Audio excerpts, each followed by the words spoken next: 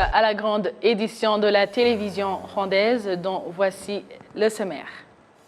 Il y aura tout d'abord les résolutions du Conseil des ministres qui s'est tenu hier, vendredi 4 mars 2022, présidé par le chef de l'État rwandais, son Excellence Paul Kagame. Le public qui fréquente le centre culturel francophone du Rwanda se félicite parce que cet endroit est désormais un endroit où il y a de divertissement et aussi l'élargissement de la culture générale. Le ministère de l'Agriculture et des Ressources animales indique que depuis 2006, environ 420 000 familles ont reçu une vache dans le programme gouvernemental Girinka.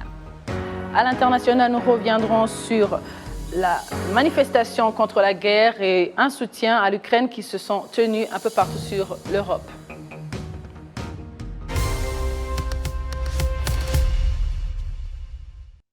Bienvenue à la grande édition. Le Conseil des ministres, présidé par le chef de l'État rwandais, son Excellence Paul Kagame, ce vendredi 4 mars 2022, a revu les mesures de lutte contre la pandémie de Covid-19 qui sévit toujours le monde.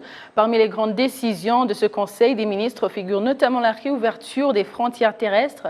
Le secrétaire d'État au ministère de la Santé, Dr Tarsis Monga, indique que ces nouvelles mesures doivent aller de pair avec le respect des gestes barrières en place pour anéantir la propagation de la pandémie de Covid-19.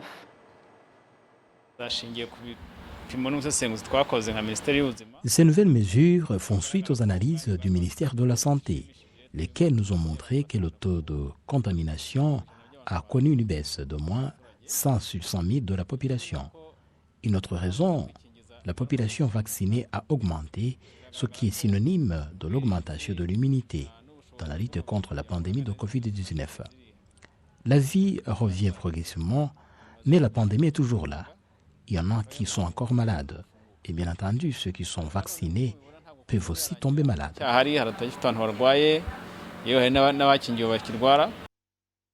Avec ces nouvelles mesures, le travail se poursuivra 24 heures sur 24 sur toute l'étendue du pays, à part pour certaines activités qui devront fermer à 2 heures du matin. C'est le cas surtout des cabarets, des concerts de musique, des jeux de hasard. Parlons de la réouverture des frontières terrestres. Parmi les résolutions du Conseil des ministres qui s'est tenu ce jeudi, il y a la réouverture des frontières terrestres, une décision qui fait la joie des résidents de la frontière à Kanyaru. La population vivant à la frontière de Kanyaru, séparant le Rwanda et le Burundi, se réjouit de la décision prise par le Conseil des ministres, tenue le 4 mars 2022, de rouverture des frontières. Selon surtout les gens résidant dans le village de Kanyaru, c'est l'île de Fugi, secteur d'Ongoma dans le district de Nyaruguru, cela va permettre le cours normal de vie. Car avec la fermeture des frontières, la situation semblait difficile dans ce centre. Car certains commerçants qui auparavant comptaient en grande partie sur des navettes des gens qui utilisaient la frontière de Kanyaru avaient fermé leurs portes. Des cabarets et restaurants de cette frontière ne fonctionnaient plus. Et même des agences de transport qui fréquentaient cette ligne de Kanyaru n'étaient plus opérationnelles. Tout cela, déclare Judith Nyiranezimana, rendait la vie difficile, surtout pour les gens vivant à la frontière. Raison pour laquelle elle a accueilli avec une grande joie la décision du Conseil des ministres de rouverture des frontières.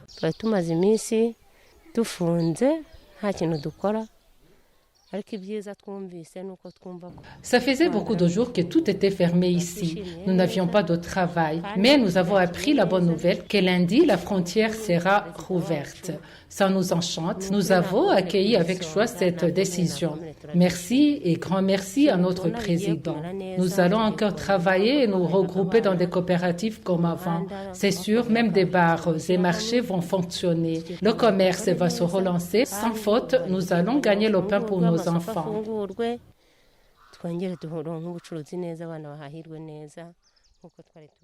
Ces gens vivant à la frontière affirment aussi qu'ils continueront à observer comme il faut les mesures sanitaires mises en place pour la prévention du Covid-19. Consolate Kamagaju à Houye.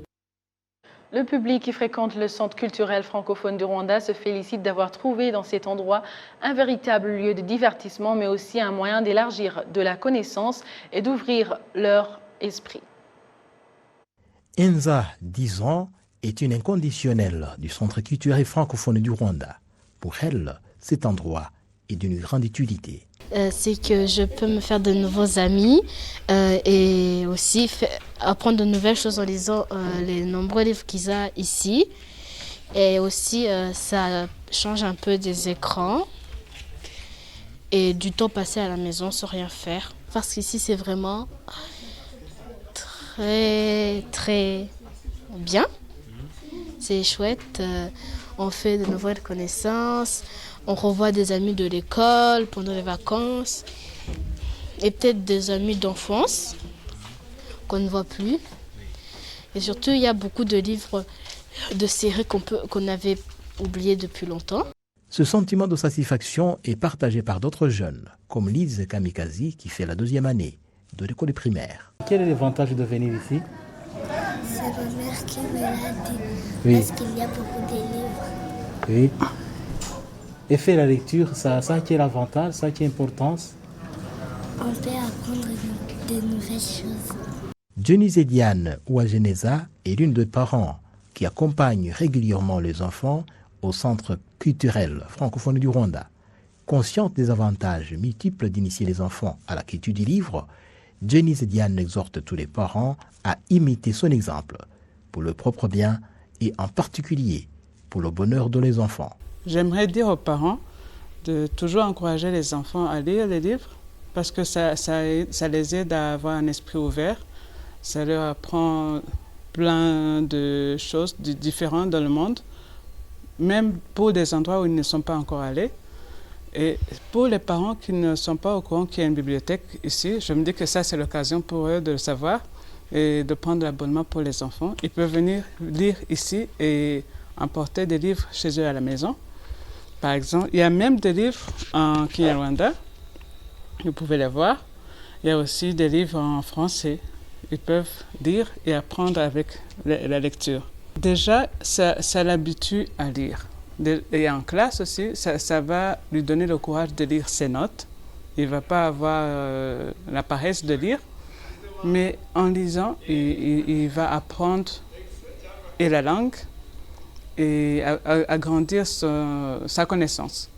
Ça, c'est très important pour les enfants. En plus d'être un lieu privilégié pour la culture et le divertissement, le Centre culturel francophone du Rwanda offre des services de cours de langue et de certification d'examen pour les étudiants qui souhaitent poursuivre les études en France ou dans d'autres pays qui exigent des tests de langue française. Ceux qui veulent aller poursuivre leurs études en France, ils sont obligés de passer le test DELF, le diplôme d'études en langue française qui leur permet justement de s'inscrire dans les universités françaises. Il n'y a pas que l'examen DELF, il y a aussi l'examen TCF, TCF Canada, TCF Québec et TEF.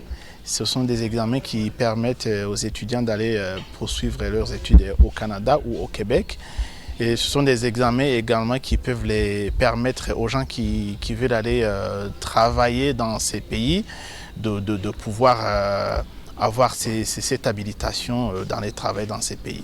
Je voulais aussi mentionner que nous avons un service Campus France. Le service Campus France donne les informations aux étudiants qui veulent justement aller poursuivre leurs études en France. Le service Campus France, il reçoit les étudiants, il leur donne les conseils, il les guide et il reçoit leurs dossiers et les accompagne les étudiants jusqu'à ce qu'ils soient inscrits dans une université française. Le centre actuel est dénommé Centre culturel francophone du Rwanda. Mais alors, en quoi est-il différent de l'ancien centre d'échange culturel franco-rwandais? Eric Doussabimana, responsable de la médiathèque, explique. L'ancien centre, c'était l'échange entre la culture rwandaise et la culture française, alors qu'actuellement, on veut plutôt que ce soit un lieu de rencontre des cultures francophones en général. Vous savez, il y a la francophonie est dans le monde entier. On veut que ce centre soit un lieu de rencontre de toutes ces cultures, donc un lieu qui embrasse toutes ces cultures francophones en général, que ce ne soit pas seulement la culture française et la culture rwandaise qui se rencontrent, mais que ce soit toutes les cultures francophones en général qui se rencontrent en un seul lieu. On veut que ce soit vraiment le siège de la francophonie, si vous voulez, au Rwanda. Opérationnel depuis mai 2021, lors de la visite historique au Rwanda du président de la République française Emmanuel Macron, le centre culturel francophone du Rwanda est devenu un véritable lieu privilégié de la culture et du divertissement pour le public de tout âge.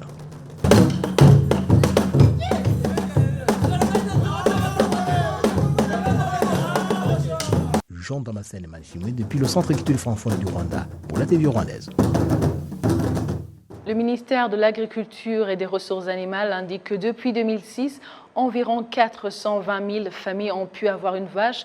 Dans le programme du gouvernement Girinka Munyarwanda, le dit ministère compte accélérer cette campagne afin que la consommation du lait par an et par habitant passe de 72 litres à 250. Venancy Niragire habite dans le secteur Nyarugenge du district de Bugesera à l'est du Rwanda.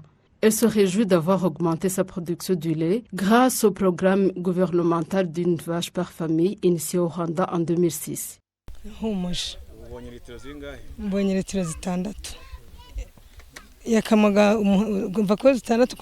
Ma vache produisait entre 6 et 8 litres de lait.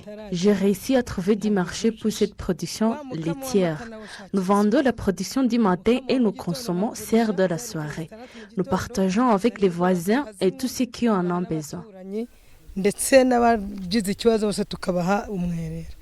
En 2020, la production laitière au Rwanda était estimée à 816 000 litres, ce qui a permis d'exporter une grande quantité de lait d'une valeur d'environ 870 000 $ américains. Les techniciens chargés de la promotion de l'élevage au Rwanda indiquent que les efforts sont en cours pour aider les éleveurs à savoir comment augmenter la production laitière. Nous avons initié le projet Greening Girinka, appuyé par Fonelwa et exécuté par RAB et Syndicao, dans l'objectif d'aider les agri-éleveurs à faire face aux effets du changement climatique, car il s'était avéré que la production diminuait pendant la saison sèche et pouvait aussi être compromise par de fortes pluies. Le gouvernement du Rwanda s'est engagé à aider les familles de conditions modestes à avoir une vache pour assurer une bonne alimentation. Plus de 518 000 vaches ont été octroyées à la population. L'objectif était d'atteindre environ 1 900 000 d'ici 2024. Le ministère de l'Agriculture et des Ressources animales estime que cette progression doit aller de pair avec la quantité du lait consommé par habitant dans le pays. Le chemin est encore long. Les Rwandais consomment 72 litres de lait par an, alors que la moyenne individuelle de l'Afrique subsaharienne est d'au moins 250 litres par an. Vous comprendrez que le chemin reste encore long. Des objectifs du programme Girinka lancé en 2006 étaient entre autres de permettre à chaque famille d'avoir une vache afin de réduire la pauvreté, de lutter contre la malnutrition et de promouvoir la convivialité parmi les Rwandais. La population du district de Nyamagabe au sud du Rwanda se réjouit du processus en cours pour la modernisation de l'habitat dans la cité de Nyamagabe. Elle est confiante que cela pourra accélérer le développement de la région. Les autorités du district de Nyamagabe déclarent avoir amorcé la modernisation de l'habitat dans la ville de Nyamagabe pour mettre fin à l'habitat désordonné. Dans la première phase, 29 parcelles ont été aménagées et sont prêtes à être construites, tandis que les premiers chantiers sont déjà en place. La population de Nyamagabe se félicite de cette nouveauté qui contribuera sensiblement au développement de leur ville. Au fur et à mesure que le quartier se mobilise, notre vie s'améliore de plus en plus. Si plusieurs endroits étaient aménagés de cette manière, ça serait merveilleux. La ville de Nyamagabe serait développée. Moi, j'y ai trouvé de l'emploi comme aide-maçon. En plus de cette physionomie nouvelle de la cité de Nyamagabe, la création d'emplois est un autre élément qui réjouit la population locale, puisque de nombreuses personnes sont déjà embauchées avec les travaux de construction qui vont bon train. Le maire du district de Nyamagabe Nyongungeri Hildebrand exhorte la population à veiller toujours à la propriété de la ville, en fait que son développement aille de pair avec un habitat décent. umujyi tuvugurure abafite amazu akenewe kuvugururwa bakayavugurura. Modernisons notre ville en commençant par les maisons. Ceux qui ont déjà construit peuvent retravailler davantage leurs maisons en les rendant beaucoup plus propres et plus agréables. Pour accélérer le développement de la ville de Nyamagabe, les autorités du district ont jugé bon de vendre certains bâtiments que détenait le district, notamment dans le secteur de Gasaka, en pleine ville. Dans ce secteur, certains axes routiers ont été asphaltés, tandis que d'autres ont été aménagés à l'aide de pierres. Les 29 premières parcelles déjà aménagées ont été vendues à 500 000 francs rwandais chacune. Place maintenant à la santé pour parler des personnes dans les résidences sont proches des frontières qui se réjouissent du fait que les services de soins de santé leur ont été rapprochés, ce qui permettra qu'ils n'effectuent plus de longs trajets pour aller se faire soigner, où il était souvent question de traverser même la frontière. Le secteur de Tabagwe est l'un des secteurs qui touche la frontière nationale. Beaucoup de gens, quand ils avaient besoin de soins médicaux, allaient au-delà de la frontière nationale car le trajet de leur domicile était court par rapport à se rendre à l'hôpital du district. À part les services médicaux liés à la dentisterie et l'ophtalmologie, il y a également les services de maternité.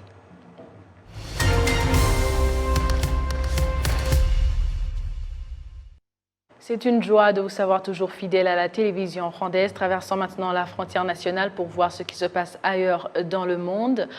Depuis plusieurs années, le comédien Bonaventure Madjibangar organise dans les rues de la capitale tchadienne, N'Djamena, des lectures théâtrales pour amener la lecture et la culture dans les quartiers populaires. Cette semaine, l'artiste Bonaventure s'est produit à Tchagoua, dans le sud de la capitale, près du fleuve Chari. Les maisons de tôle et les venelles poussiéreuses se succèdent. Des détritus jonchent le sol et des effluves émanent de la combustion de déchets plastiques. Mais pour le comédien qui veut rendre la culture accessible à tout le monde, ce décor suffit pour faire office de scène de théâtre. Pas besoin de lever le rideau.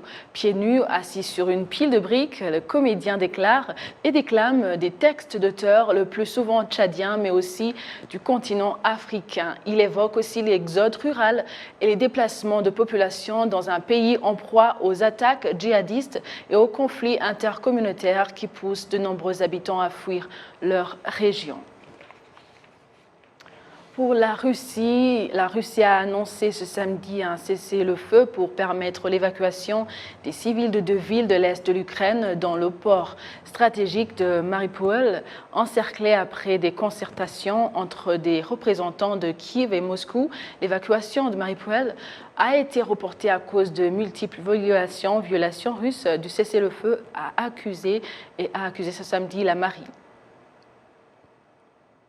Clôturons l'édition de ce soir avec la note des manifestations contre la guerre et en soutien à l'Ukraine qui se sont tenues un peu partout en Europe. Ce vendredi, des milliers de personnes se sont rassemblées à Paris, Francfort, Prague, Vienne, Vilnius et encore Lisbonne. Et de nouvelles manifestations sont attendues ce samedi 5 mars. C'est par ici que prend fin l'édition. Un petit rappel sur quels étaient les grands titres. Il y avait tout d'abord les résolutions du Conseil des ministres qui s'est tenu ce vendredi 4 mars 2022, présidé par le chef de l'État rwandais, son Excellence Paul Kagame. Le public qui fréquente le centre culturel francophone du Rwanda se félicite d'avoir trouvé dans cet endroit un véritable lieu de divertissement, mais aussi un moyen d'élargir de la connaissance et d'ouvrir au monde. Le ministère de l'Agriculture et des Ressources animales indique que depuis 2006, environ 420 000 familles ont pu avoir une vache dans le programme gouvernemental Girinka Munyarwanda. À l'international, nous sommes revenus sur les manifestations contre la guerre et en soutien à l'Ukraine qui se sont tenues en Europe un peu partout.